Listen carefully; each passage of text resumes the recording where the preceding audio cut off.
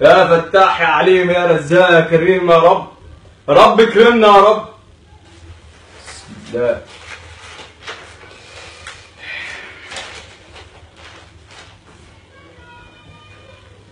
هو انت بتعمل ايه؟ الله، اعوذ بالله ده انت بتذاكر بقى انت يا ابني نسيت العهد اللي انت عاهدته لاصحابك زمان، ان انتوا يا تذاكروا مع بعض يا تسقطوا مع بعض. يا عم خلاص انت بقى. دلوقتي بتعمل ايه؟ طب سيب بقى الكتاب اللي في ايدك ده عشان ما ازعلش منه. يا عم سيبه. طب افتح التليفون بتاعك شوف حد بعت لك اشعار على الفيس. دلوقتي يا عم افتح بس بقول لك. لا عايزين نذاكر. انت عارف انت بتفكرني بابوها الله يرحمه اما كان عامل مجتهد زيك كده قبل الامتحانات وكان بيفكر يقعد يذاكر، رحت انا قاعد له زي القعده دي واقف تقولش شاب في الثلاثينات وما خليتوش يفتحوا برضه.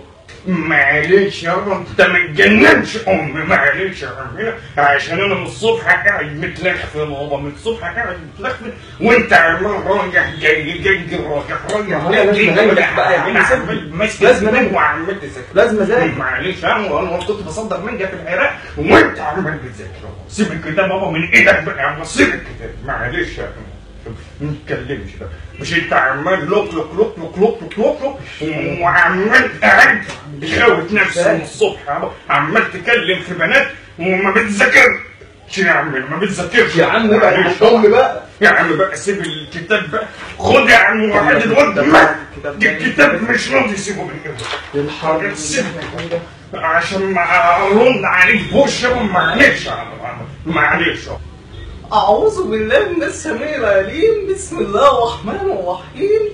يا أخي اتق الفتنة، سيبك من المذاكرة يا أخي. اللي بعت لي الحق رسالة التليفون بيرن، التليفون بتاعك بيرن يا مسلم.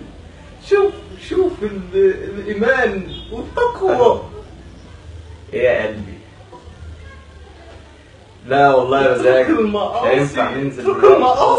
اترك المعاصي وركز في المكالمة. طب خليك بالليل طيب ننزل، هنزل افسحك. يلا بقى روح، عايز اذاكر شويه. يلا يا ماما سلام. ابو شكلك انتوا بتجيلوش الا في وقت المذاكره، عايزين نذاكر. الامتحانات والمناهج والكتب حرام يا مسلم. سيب كتابك وانزل قابلها وهتكون الحياة سعيدة وكلنا تشابك. مع بعضينا. هي المذاكرة الكتاب. سيب الكتاب وانزل قابلها يا مسلم. سيب الكتاب. هي حرام حرام ابو المذاكرة. هتتحاسب على المذاكرة.